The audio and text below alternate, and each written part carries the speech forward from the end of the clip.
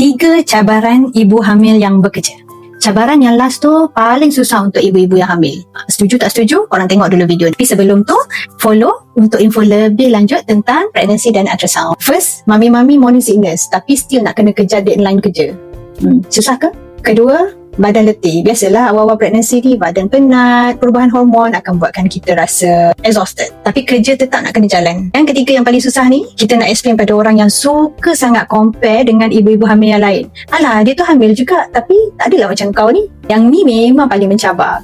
Lain orang, lain struggle dia tau. Tak boleh nak pukul rata semua. Tapi itulah pengorbanan seorang ibu yang hamil. So wanita hamil ni kena kuat tau. Jiwa kena kental. InsyaAllah semoga anda semua yang pregnant ni dilindungi dan dapat lalui pregnancy ni dengan hati yang ceria, hati yang positif, fikiran yang positif. Cuba korang komen apa struggle korang masa pregnant.